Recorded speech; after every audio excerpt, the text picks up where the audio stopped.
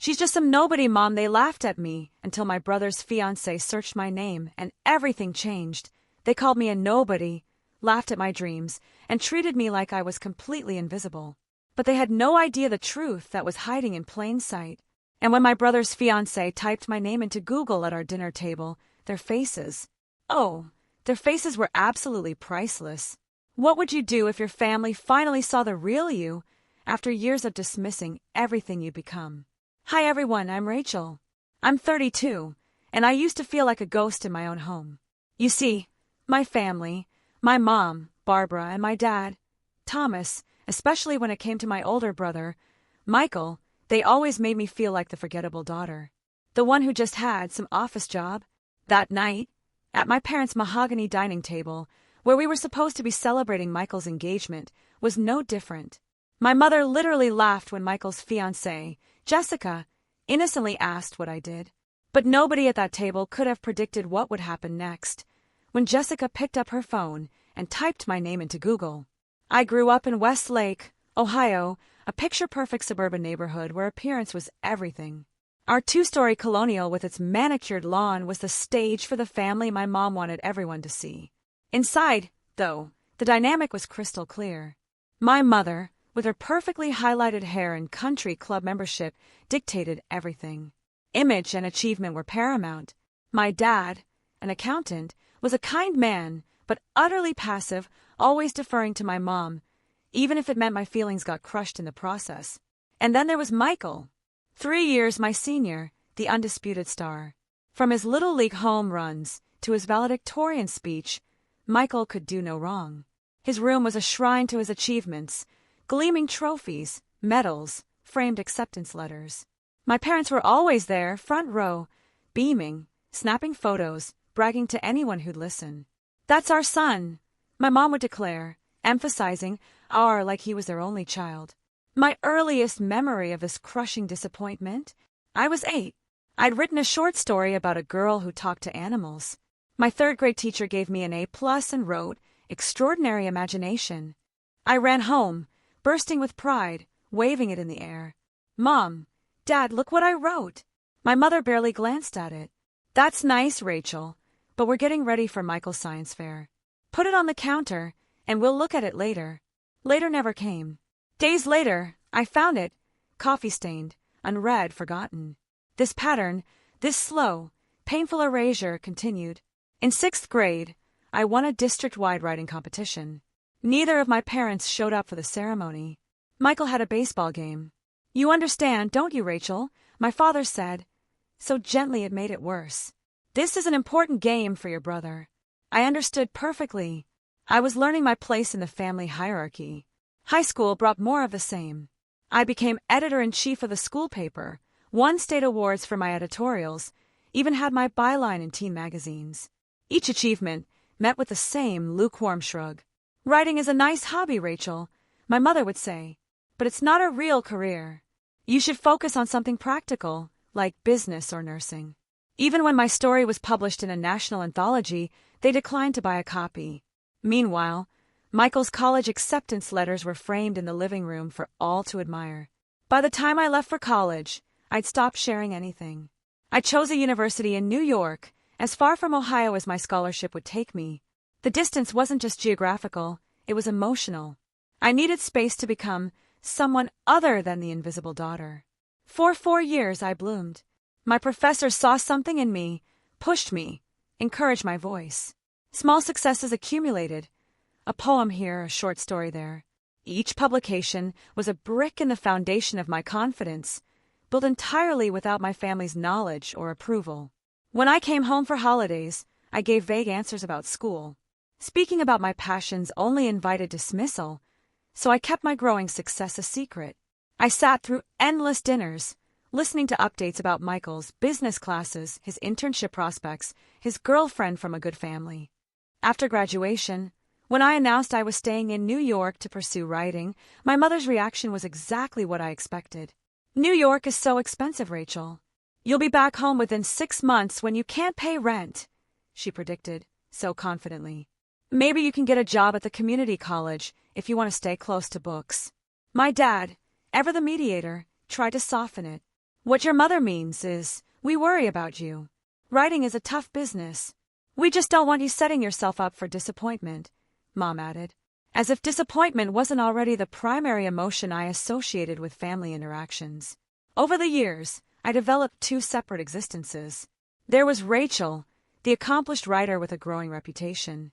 And then there was Rachel, the disappointing daughter who worked some job in publishing, as far as her family knew. The disconnect was painful, but it was protective. I just couldn't bear to offer my achievements only to have them diminished again. Phone calls home became exercises in omission. I became skilled at deflection, turning questions back on the asker, keeping everything superficial. Some people wonder why I bothered maintaining contact at all. It's complicated. There's a messy kind of love, an obligation, and a stubborn, childish hope that someday, they might actually see me. So, I kept visiting, steeling myself each time for the familiar feeling of fading into the background, of being overlooked. I became the family ghost, present but not quite real in their eyes. And I learned to find validation elsewhere, building a life rich with friendships and professional respect that my family knew nothing about. When I moved to New York, I had 2 suitcases, my laptop, and a fierce, determined optimism. My mother's prediction about me failing within 6 months hung over me like a challenge. I landed an entry-level assistant position at a small but respected literary magazine. The pay was ramen and rent money, but the experience? Invaluable. I absorbed everything. It was there I met Eleanor Montgomery, a senior editor, a legend known for discovering major talents. For reasons I still don't fully understand, she took an interest in me. "You have a voice," she told me, after reading something I'd written on my lunch break. "Raw but distinctive. Keep writing." From Eleanor, that was high praise. She pushed me to be daring, to find the vulnerable places. When I complained about her brutal feedback, she was unsympathetic. "If you want gentle encouragement, join a community writing circle. If you want to be published, listen to me." I listened, and I wrote, after work, after social obligations, sometimes until 3 a.m. when the city finally quieted. I developed a discipline that bordered on obsession. My first published piece in a notable literary journal came 2 years after moving to New York. I still remember staring at my name in print, running my fingers over the letters, scared they might disappear. I called no one from my family. I celebrated with friends who actually understood what that milestone meant. From there, momentum built. My byline appeared in increasingly prestigious publications. Editors started recognizing my name. Literary agents began asking if I was working on a book. I was. My first manuscript, a collection of interconnected short stories, took 3 years. When it sold to a respected independent publisher, I felt a validation no family approval could match. The book, Beneath Silent Waters, was published when I was 27. The critical response exceeded everyone's expectations. The New York Times Book Review called it a stunning debut from a writer of uncommon insight. The New Yorker included me in their Writers to Watch feature. Literary awards followed. For the book tour, I traveled to 12 cities across America, then London, Paris, Berlin. In each city, readers approached me, sharing how my writing had touched them, how they saw their own family dynamics reflected in my characters. The irony wasn't lost on me. Strangers connected so deeply with work my own family had never even read. I published under Rachel Thompson, rather than my full name, Rachel and Davis Thompson. It wasn't a conscious decision to hide, just a separation between my writing identity and the daughter who still visited Ohio twice a year. My second book, a novel called The Weight of Unsaid Things, became what the industry calls a sleeper hit. It started with modest sales but grew steadily through word of mouth, landing on the bestseller list 8 months after publication. The paperback featured quotes from famous authors I'd once studied in college. Surreal doesn't even begin to describe it. By 30, I had an agent, a respected publisher, and the kind of career most writers only dream about. My Brooklyn apartment wasn't shared anymore. It was my own, with a dedicated office adorned with awards and framed book covers. My work was taught in university creative writing programs. I gave guest lectures at Columbia, NYU, prestigious institutions. When introduced at literary events, the list of my accomplishments took longer and longer to recite. And yet, when I flew home for Christmas or my mother's birthday, I was still just Rachel, the daughter with some vague job in publishing. The cognitive dissonance was often overwhelming. "Are you still at that magazine?" my mother would ask vaguely over holiday dinners. "I'm working on different projects now," I'd answer, truthfully but incompletely.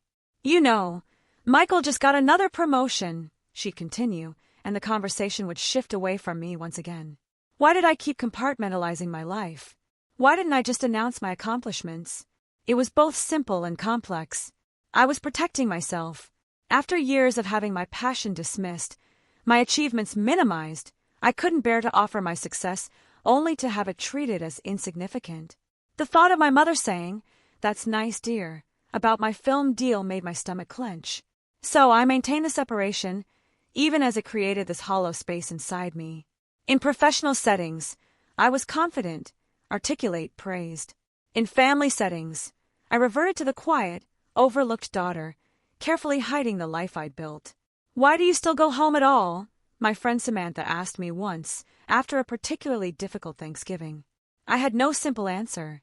There was the complicated love I still felt for my family, despite everything. There was hope, however faint, that someday things might change. And there was something else, a conviction that running away completely would mean they had won, succeeded in making me believe I was truly invisible. So I kept visiting, and I kept succeeding, and the gap between my two lives grew wider with each passing year, until the night it all collapsed when Michael brought his new fiancée home. And everything I'd built, and everything I'd hidden, collided in a single Google search. My parents still lived in the same house where I grew up. Every visit felt like stepping back in time. As I pulled into the driveway that evening, I noticed fresh flowers, new curtains. My mother always made special preparations when Michael visited, another small reminder of the hierarchy. The front door opened before I could ring. My father, in his good sweater, greeted me with a brief, awkward hug. "Rachel, you made it. Everyone's in the living room." I followed him, past the familiar gallery wall of family photos. I noticed the most recent additions were all Michael, graduate school vacations. Not a single one of me. It felt like watching my gradual erasure from family history. In the living room, my mother was laughing, that performative laugh she used in social situations.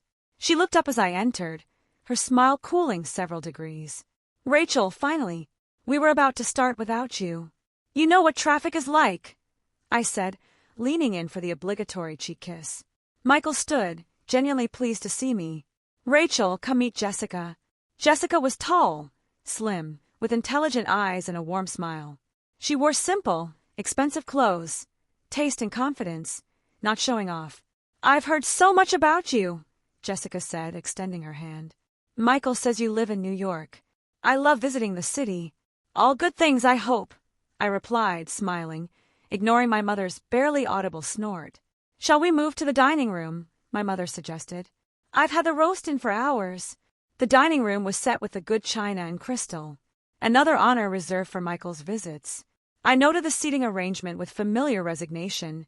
My father at the head, mother at the foot, Michael and Jessica on one side, and me, alone on the other, furthest from both parents. My mother had outdone herself with Michael's favorite meal, roast beef, Yorkshire pudding, garlic mashed potatoes. "Jessica, tell us again how you two met," my mother prompted. "I want Rachel to hear the story." Jessica smiled at Michael. "We met at a charity auction for the Children's Hospital. I was organizing, Michael was representing his firm. He outbid everyone for a weekend sailing package, even though he told me earlier he gets seasick." She laughed. "I thought anyone that determined deserved at least one dinner." "Best money I ever spent," Michael added, taking her hand. My mother beamed. "And Jessica's family is from Shaker Heights," she told me, naming an affluent suburb. "Her father is a cardiothoracic surgeon at Cleveland Clinic." My mother's shorthand for comes from money and good social standing, her highest praise. "What about you, Rachel?" Jessica asked, turning to me. "Michael mentioned you work in publishing in New York." "That sounds fascinating." Before I could answer, my mother jumped in. "Rachel does something with books. A small press or magazine, isn't it, dear?" I opened my mouth to respond, but she continued. "Nothing like Michael's position, of course. He just made partner at 35, youngest in the firm's history. It's a publishing house," I said quietly. "I work with authors on their books." That must be so interesting, Jessica persisted. What kind of books do you work on? My mother interrupted again. Rachel's always liked to read. Remember that summer you barely left your room, always with your nose in a book? She laughed, turning to Jessica. We had to practically force her to go outside. The conversation shifted to wedding plans. June ceremony at her parents' country club. My mother was delighted, already discussing flowers and menus. I ate quietly, nodding occasionally, offering brief comments when directly addressed. Familiar territory. Present, but not included. The background character in the Michael show. Jessica, however, kept trying to draw me in. We're still figuring out the bridal party, she said, looking at me. But I'd love it if you'd be one of my bridesmaids, Rachel. I don't have sisters, and it would mean a lot to me. I was genuinely surprised by the offer. I'd be honored, I said, touched by her inclusion. That's if Rachel can take time away from her important job. My mother commented with a thin smile. New York publishing is so demanding, apparently. Michael shot our mother a look. Mom, come on. Jessica, sensing the tension, redirected. What are you working on currently, Rachel? Any books we should look out for? This was it. The opening I'd both longed for and dreaded for years. I could tell them. The film option, the awards. Finally claim my accomplishments in this house where I'd been diminished for so long. But years of conditioning kicked in. I shrugged slightly. Just the usual projects. Nothing special. My mother seized the moment. She's just a nobody with some office job. She laughed, dismissively. Not everyone can be as ambitious as you and Michael. The table fell silent. My father studied his plate. Michael looked uncomfortable, clenching his jaw. I felt the familiar sting, sharper now for being delivered in front of someone new. Jessica's brow furrowed slightly. She looked at me with curiosity, then discreetly reached for her phone beneath the table. The wedding venue has a 6-month waiting list. My mother continued, oblivious to the awkwardness she created. But Jessica's mother knows the event's coordinator. As she spoke, I watched Jessica. Her expression changed from curiosity to surprise, then to something like amazement. She glanced up at me, then back at her phone, scrolling with increasing interest. I had no idea what she was reading, but I felt it in my gut. Our carefully separated worlds were about to collide. The dinner conversation continued around me, my mother dominating with wedding talk, my father occasionally nodding. Michael detailing their Italian honeymoon plans. I responded when necessary, but my attention was glued to Jessica. Her eyes widened. We're thinking 4 or 5 tiers for the cake, my mother was saying. Nothing too ostentatious, but befitting Michael's position at the firm. Jessica looked up from her phone abruptly, her gaze fixing on me with an intensity that made me shift. Excuse me, she said, interrupting my mother mid-sentence about cake flavors. I hope this isn't rude, but I have to ask. She turned to me, phone still in hand. Rachel, are you the Rachel Thompson? The author? The question hung in the air. 4 pairs of eyes snapped to me. The silence was deafening. What are you talking about? My mother asked, looking utterly confused. Jessica held up her phone, displaying what I recognized as my author page on the Penguin Random House website. Rachel Thompson, author of Beneath Silent Waters and the Weight of Unsaid Things, she read aloud. Winner of the National Book Critics Circle Award and the Penn Faulkner Award. She looked up at me, eyes bright with excitement. That's you, isn't it? The photo matches. My heart hammered. The moment I both feared and secretly fantasized about for years was happening, and I felt completely unprepared. Let me see that, Michael said, leaning toward Jessica's phone, his eyes widening as he scrolled. Holy shit, he whispered, looking up at me. Rachel, is this really you? My father had gone completely still, fork suspended. My mother practically snatched the phone from Jessica's hand. This has to be some kind of mistake, she said, but her voice lacked conviction as she stared at the screen. Some other Rachel Thompson. No mistake, Jessica said, taking her phone back and continuing to read. Rachel Thompson's writing has been compared to Joan Didion and Alice Munro. Her debut collection was described by the New York Times as breathtakingly assured, and her novel spent 18 weeks on the bestseller list. She looked at me with genuine admiration. I can't believe this. I actually read your book last year for my book club. It was incredible. My mother's face had drained of color. My father was now leaning toward Jessica, trying to glimpse the screen. "There's more," Jessica continued, clearly oblivious to the family drama she was exposing. "It says here, your novel has been optioned for film by Paramount with production scheduled to begin next year." She scrolled further. "And you were just featured in the New Yorker's 40 Under 40 list of influential artists." Michael was staring at me like he'd never seen me before.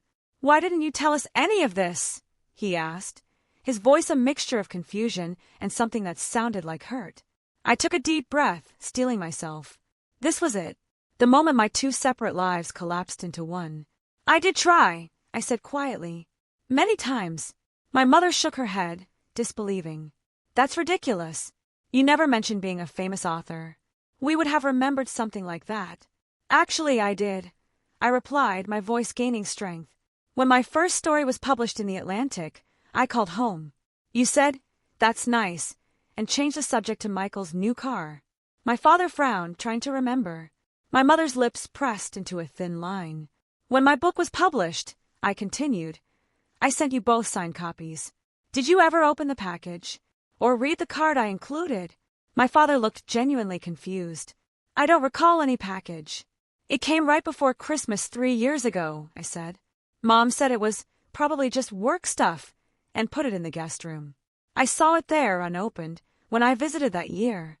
Jessica looked increasingly uncomfortable, now fully aware of the dynamic she'd exposed.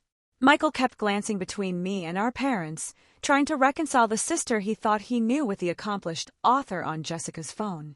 "Well, you should have made it clear it was important," my mother said defensively. "You know how busy things get around the holidays." Jessica cleared her throat gently. "Your books are really quite remarkable, Rachel. The way you write about family dynamics and unspoken expectations, it's so insightful." She paused. "Actually, now that I think about it, some of those family scenes feel almost familiar." The implication hung in the air. Had I been writing about my own family all along?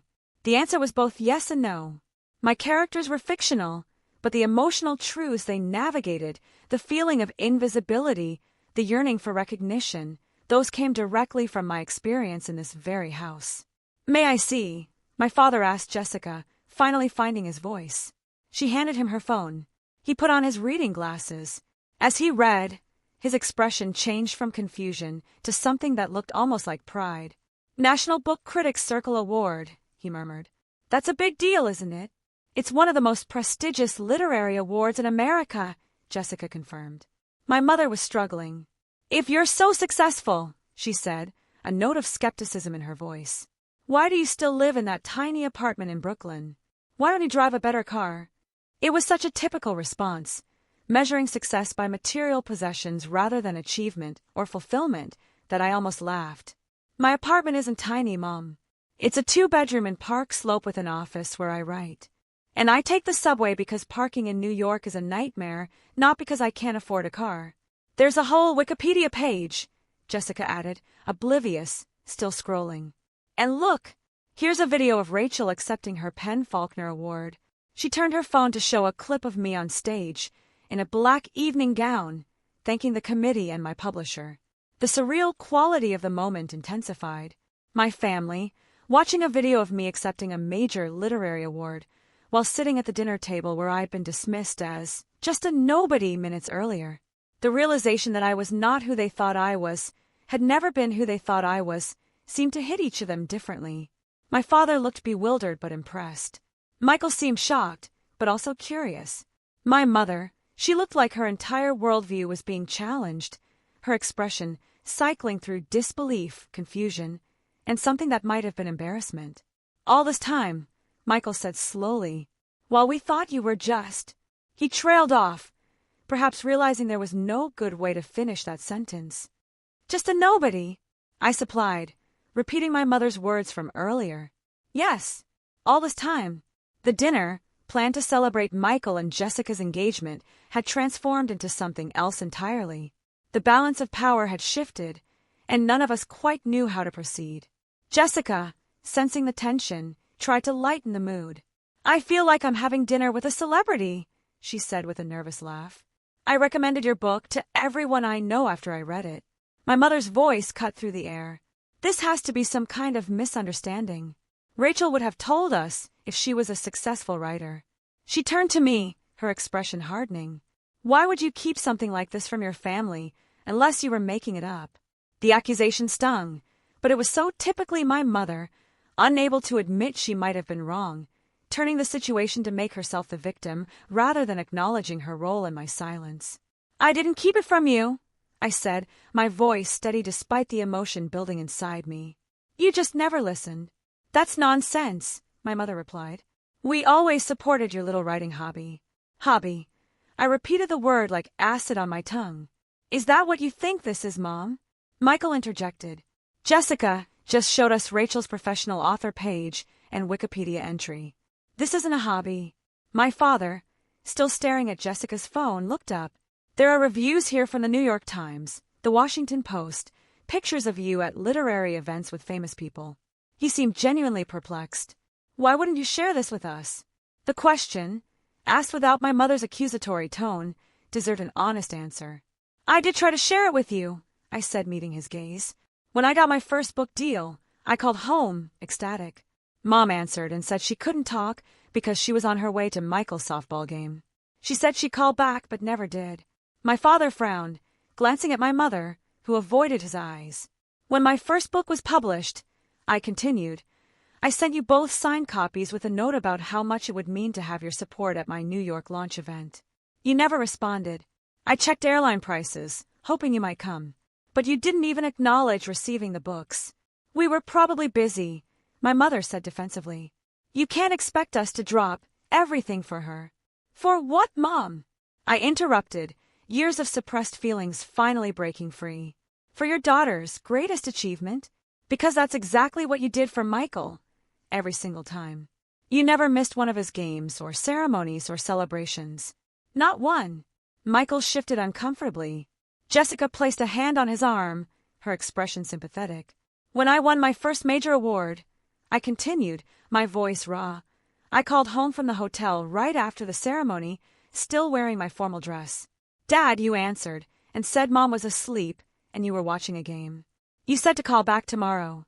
When I did, neither of you picked up. My father's face flushed with what looked like shame. I didn't realize. I didn't know it was important. How could you not? The question burst from me with more emotion than I'd intended. How could my own parents not know or care about the most significant moments of my career? Did you ever once Google my name? Did you ever wonder what I was actually doing in New York all these years? My mother's lips thinned. You always were dramatic, Rachel. If your writing was really so successful, why wouldn't you make sure we knew about it? Because every time I tried, you changed the subject to Michael. I replied, my voice breaking slightly. Every single time. After a while, I stopped trying. It hurt too much to keep offering pieces of myself only to have them ignored. Jessica cleared her throat gently. Your novel, she said, looking at me. The one about the youngest daughter whose art is discovered after she leaves home. Was that autobiographical? Before I could answer, my mother cut in. Are you saying you wrote stories about us? About family business? How could you do something so? I write fiction. I interrupted firmly. My characters are not you, but the emotional truth of feeling invisible in your own family? Yes, I drew on that experience. Michael was looking increasingly uncomfortable. I had no idea you felt this way, he said quietly. You never said anything. Would you have listened if I had? I asked, not unkindly. You were busy being the golden child, Michael. That wasn't your fault, but it was our reality. My father, who had been scrolling through Jessica's phone, looked up with an expression I couldn't quite read. Some of these reviews mention how your work explores themes of parental neglect and conditional love. His voice was quiet. Is that how you see us, Rachel? As neglectful parents? The question hung in the air, heavy with decades of unspoken hurt. I took a deep breath. I see you as parents who had room for only one successful child, I said carefully. And I wasn't that child. So, I built a life and a career that didn't depend on your approval, or even your awareness. And now here we are. My mother stood abruptly, her chair scraping against the hardwood. I need to clear the dessert plates, she said, though no one had finished. She began gathering dishes with shaking hands. Barbara, sit down, my father said with unusual firmness. This is important. What's important is that Rachel has apparently been harboring all these resentments for years. My mother replied, her voice tight. Writing books about what terrible parents we are? Mom, that's not what Rachel said, Michael interrupted. And you did just call her a nobody less than an hour ago. My mother froze, plates in hand, as if she'd forgotten that comment. Jessica winced visibly. I never said you were terrible parents, I clarified. But yes, I was hurt repeatedly. And instead of confronting you, I channeled those feelings into my writing. That's what writers do. We transform our experiences into stories.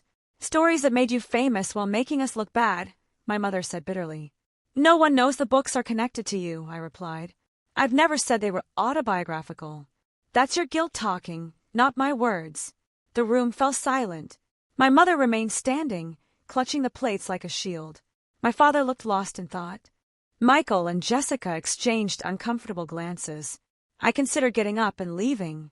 It would be easier than continuing this painful conversation, but something kept me in my seat. Perhaps the same stubborn persistence that had kept me writing through years of rejection before my first success. I never wanted to have this conversation, I admitted. But now that we're here, maybe it's time for some honesty. I've built a life I'm proud of, a career that fulfills me. I did it without your support or acknowledgement. That shouldn't diminish your pride in Michael's accomplishments. There was always room for both of us to succeed, even if you couldn't see it. My father removed his glasses and rubbed his eyes. I don't know what to say, Rachel. I'm sorry we missed so much. It was the first genuine apology I'd heard in that house, and it landed like a stone in still water, ripples spreading outward. My mother's defenses seemed to crumble slightly. She set the plates down and sank back into her chair. Why didn't you make us understand? She asked, but the accusatory edge had left her voice. That wasn't my responsibility, I said gently. Parents are supposed to see their children, both of them, not just the one who fits their preferred narrative. Michael reached across the table and touched my hand briefly. I didn't see it either, he said. I'm sorry, Rachel. The acknowledgement from my brother, unexpected and sincere, brought tears to my eyes that I quickly blinked away. Jessica, who had been quiet during the confrontation, spoke up. For what it's worth, she said, your books are beautiful. They've touched so many people. That's a rare gift. In the uncomfortable silence that followed, I realized something had fundamentally changed. The family dynamic, calcified over decades, had cracked open. What would grow in its place remained to be seen, but there was no going back. For better or worse, I was finally visible in my parents' home. The rest of dinner passed in a strange mixture of tension and revelation. My mother made a half-hearted attempt to serve dessert, a chocolate mousse that sat largely untouched. Jessica, determined to normalize the situation, asked thoughtful questions about my writing process and upcoming projects. I answered cautiously at first, then with increasing openness as I realized her interest was genuine. I'm actually working on a new novel, I admitted, sharing details of my work publicly with my family for the first time. It's about sisters separated in childhood who reconnect as adults, only to discover they've been living parallel lives. That sounds fascinating, Jessica said. Will it be published next year? If I meet my deadline, yes. My editor is hoping for a spring release. My mother pushed her dessert around. I suppose we'll have to wait for the movie version, she said, a half-hearted attempt at humor that fell flat. Actually, I replied, if you'd like to read it before then, I could send you the galleys once they're ready. The offer hung in the air, a tentative olive branch. My father cleared his throat. I'd like that, he said quietly. I'd like to read your books. All of them. Michael nodded. Me too. I can't believe my little sister is a famous author and I didn't even know. I'm not exactly famous, I clarified. Literary fiction isn't celebrity status. Your Wikipedia page would disagree, Jessica remarked with a smile. And so would the New York Times. After dessert, we moved to the living room. My mother excused herself to the kitchen, claiming dishes, though I suspected she needed space to process. Jessica touched Michael's arm. Why don't you help your mom? Michael, relieved to have a direction, headed to the kitchen. My father mumbled something about the Indians' game and disappeared into his den, leaving Jessica and me alone. As soon as they were out of earshot, Jessica turned to me, an apologetic expression on her face. I'm so sorry if I caused problems, she said. I had no idea they didn't know about your career. It's not your fault, I assured her. This has been building for years. It probably needed to happen. Jessica nodded thoughtfully. I recognized your name immediately, she confessed. When Michael mentioned his sister Rachel was a writer in New York, I wondered if it might be you. But when I got here and no one mentioned your books, I thought I must be mistaken. So, the Google search at dinner was deliberate, she admitted. When your mom made that comment about you being a nobody, I couldn't believe it. I knew I'd read your work. I thought maybe showing them would. She trailed off, looking uncertain. Force them to acknowledge me, I suggested. She nodded, looking slightly embarrassed. Was that terrible of me? I considered the question. No, I finally said. Maybe it needed to come from someone outside the family. They might never have believed me otherwise. We were interrupted by Michael's return. He sat beside Jessica, looking at me with new eyes. Mom's upset, he reported. Dad's talking to her in the kitchen now. I'm sorry about that, I said, meaning it. Despite everything, I hadn't wanted to hurt them. Michael shook his head. Don't apologize. I'm the one who should be sorry. I never realized. He paused, struggling. I never saw how they treated you differently. I was so caught up in my own stuff. You were a kid too, Michael, I reminded him. It wasn't your responsibility to fix our parents' behavior. Still, he insisted, I should have noticed. All those award ceremonies and publications you mentioned. I never even asked what you were doing in New York all these years. Not really. Jessica squeezed his hand. The thing is, Michael continued, I always thought you were the lucky one. Mom and Dad were so focused on me, pushing me constantly, monitoring every grade. You seemed free to do your own thing without all that pressure. His perception stunned me. All those years I'd envied him the attention and approval. He'd envied me the freedom from scrutiny. It was a perspective I'd never considered. Maybe we can start over, he suggested. As adults. I want to know about your life, Rachel. Your real life, not the sanitized version you've been sharing at holidays. The offer touched me deeply. I'd like that, I said simply. My father appeared in the doorway, looking older than he had at dinner. Your mother needs some time, he said. This has been a lot to process. He sat heavily in his armchair, the same seat he'd occupied throughout my childhood. I've been looking through your author page on my phone, he admitted.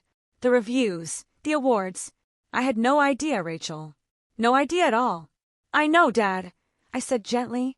No, you don't understand, he insisted. We failed you. I failed you. All those times you tried to tell us, and we just didn't hear you. He looked up, his eyes damp. I'm so proud of what you've accomplished. So proud. And I'm ashamed it took a stranger to make me see it. Jessica shifted uncomfortably at being called a stranger, but remained silent. It's not too late, I said, surprising myself with the words.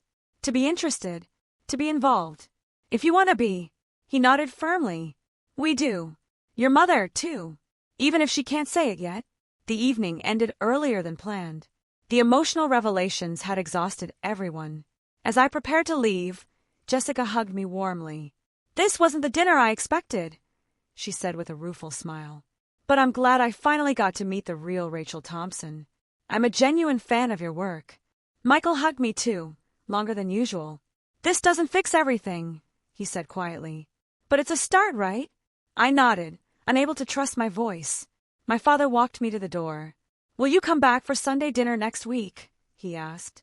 I'll have read your first book by then. We could talk about it. The invitation, so simple, yet so meaningful, brought unexpected tears to my eyes. I'll be there, I promised. My mother remained in the kitchen, not emerging to say goodbye. I understood she needed time, that her worldview had been challenged in a fundamental way. Change wouldn't happen overnight.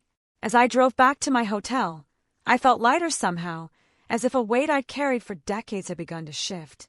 My two separate lives had collided, and while the crash had been painful, perhaps something new, something more authentic, could emerge from the wreckage. For the first time in years, I allowed myself to hope that my next visit home might be different, that I might finally be seen, fully seen, by the people who had shaped me, for better or worse. It wasn't forgiveness. Not yet, but it was a beginning. 3 months after that dinner, a package arrived at my Brooklyn apartment. The return address was my parents' home in Ohio. I opened it with curious fingers to find my books. Not the copies I'd sent years ago, but new ones recently purchased. Inside the cover of Beneath Silent Waters was a note in my father's precise handwriting. Rachel, I've read this twice now. The first time to know the story, the second time to hear your voice in it. I'm sorry it took me so long to listen. Your words are beautiful. They matter. You matter. Love, Dad. I traced his handwriting with my fingertip, feeling the indentations on the page. In those 3 months since Jessica Googled my name, small changes had accumulated like snowflakes, gradually transforming the landscape of my family relationships. My phone rang, interrupting my thoughts. Michael's name appeared on the screen. Hey, did Dad's package arrive? He asked when I answered. Just opened it, I confirmed. It's unexpected. He ordered your books the day after that dinner, Michael said. He's been reading them over and over. Mom, too, though she's less vocal about it. Our conversations had changed since that night. We spoke weekly now, longer talks that went beyond surface pleasantries. Michael had become genuinely interested in my life and work, asking thoughtful questions about my writing process and upcoming projects. How's the new book coming? He asked now. Just finished the second draft, I told him. My editor thinks it's the strongest thing I've written. That's great, Rachel. Really great. He paused. Actually, that's partly why I'm calling. Jessica and I were wondering if you'd consider doing a reading at our engagement party next month. From your work. I mean, something that matters to you. The invitation stunned me. Are you sure? It's your celebration. I don't want to take focus from you. Michael laughed. Rachel, my sister, is a celebrated author. I'm proud of that. I want our friends and family to know who you really are, not the version we all pretended you were for so many years. His words touched me deeply. Then yes, I said. I'd be honored. Great. And one more thing. Mom's been rearranging the seating chart for the dinner. She wants you at the main table with us and Jessica's parents. The significance wasn't lost on me. In our family, seating arrangements were hierarchical. My traditional spot had been on the periphery. This change, small as it seemed to outsiders, represented a fundamental shift. Is Mom okay with all this? I asked cautiously. Michael sighed. She's trying, Rachel. It's not easy for her to admit how wrong she was all these years. But Dad's been surprisingly firm about it. I've never seen him stand up to her like this before. The thought of my father, typically so conflict-averse, advocating for me, brought unexpected emotion. Jessica's been great, too, Michael continued. She made Mom join her book club, and guess whose book they're reading next month? I laughed at the image. Mom in a book club, discussing my novel? I'd pay to see that. She's nervous about it, Michael admitted. She's afraid she won't understand it properly, or say the wrong thing. I think she's finally realizing what she missed all these years.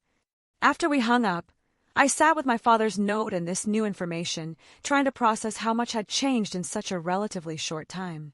The family pattern, established over decades, was being rewritten, awkwardly but genuinely. My mother had called the previous week. Our conversation, stilted but revealing, included her almost casual mention that she told her bridge club about my books. Marilyn Jenkins' daughter is an English professor at Ohio State, she'd said. She's apparently assigned your novel in her contemporary literature course. Marilyn was quite impressed when I mentioned you were my daughter. The pride in her voice, however reluctant, was new.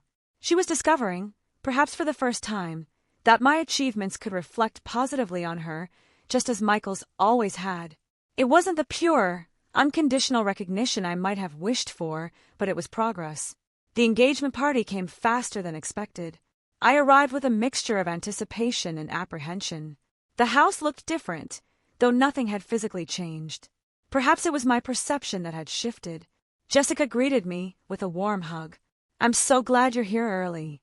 Come see the setup in the backyard. The garden had been transformed with string lights and floral arrangements. A small podium stood near the patio with a microphone. For your reading, Jessica explained. I hope that's okay. Some of my family are big fans of your work. My cousin Abigail teaches English and uses your stories in her classes. Inside, my mother was directing caterers. She paused when she saw me, her expression softening slightly. Rachel, good you're here. I've put you at table 1, with us and the clerks, she said, referring to Jessica's parents. And I've told the bartender to have champagne ready for after your reading. Such consideration from her was unprecedented. "Thanks, Mom," I said simply, not wanting to make too much of it and risk her retreating. "Your hair looks nice," she added awkwardly. "The length suits you." It was a small compliment, but from my mother, it felt significant. My father emerged from his den, his face lighting up when he saw me. "Rachel!" He embraced me with uncharacteristic enthusiasm. "I finished your second book last week." The scene where the protagonist confronts her mentor at the awards ceremony. Brilliant writing. We talked about the book for several minutes, a surreal experience in this house where my writing had been invisible for so long. My father had always been an avid reader, but now he was reading my words, engaging with my thoughts, seeing me through my work.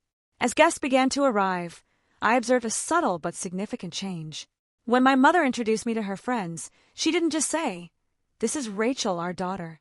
Instead, she said, "This is Rachel, our daughter, the author. Her books have won several major awards." The pride in her voice, however newfound, was unmistakable. She was learning, late, but perhaps not too late, to see me clearly. Michael and Jessica circulated, stopping often to include me in conversations, making sure I wasn't relegated to the background. When it came time for my reading, Jessica's father introduced me with genuine admiration, listing my accomplishments with the respect they deserved. I approached the podium, feeling a complex mixture of emotions, vulnerability at sharing my work in this setting, pride in my accomplishments, and lingering traces of the insecure daughter I had been for so long. I had chosen a passage from my second novel, a scene where a character finally finds her voice after years of silence. As I read, I was acutely aware of my parents listening intently, perhaps hearing echoes of our own complicated relationship in the fictional narrative. The applause afterward was enthusiastic. My mother, to my surprise, wiped tears from her eyes. Later, as the party wound down, she approached me where I stood chatting with Jessica's mother. "Your reading was beautiful," she said, her voice uncharacteristically soft. "I never knew you could write like that." "You never asked to know," I replied, not accusingly, but stating a simple truth. She nodded, acknowledging the point. "I'm asking now," she said. "Better late than never." It was offered as a question, tentative and uncertain. The mother who had always been so confident, so sure of her judgments, was asking for a second chance. "Better late than never," I agreed. Our relationship would never be perfect. Too much water had flowed under that bridge, but the current was changing direction, slowly but perceptibly. Where once there had been dismissal and invisibility, there was now recognition, however belated. As I drove back to New York the next day, I reflected on the journey that had brought me to this point. The painful years of being overlooked had fueled my determination to succeed, to create work that demanded attention. The irony wasn't lost on me that my family's failure to see me had ultimately made me more visible to the world. I had never written for their approval. I had written because I had to, because the stories inside me demanded release. Yet, there was an undeniable satisfaction in finally being seen by the people who had shaped me, for better and worse. My phone dinged with a text from Michael. "Dad just ordered your books for his whole golf club. Mom's horrified about the inappropriate language they'll all read. LOL. Progress comes in strange forms." I laughed out loud in my empty car. Progress, indeed. The invisible daughter had finally been seen. The nobody had become somebody, not because a Google search had revealed my accomplishments, but because I had persisted in believing my voice mattered, even when those who should have heard it first didn't listen. That persistence, more than any award or recognition, was the true measure of my success. So what about you? Have you ever felt completely underestimated by your own family or friends? And how did you react when they finally recognized your achievements? I'd love to hear your experiences in the comments below. I really want to know what you think. Also, if you enjoyed this story and felt that rush of vindication, please hit that like button and subscribe to our channel for more real-life experiences. Don't forget to share this video with someone who might need a reminder that being overlooked doesn't define your worth. Thank you so much for listening, and remember, sometimes the people who see you most clearly are the ones you least expect. Your voice matters, always,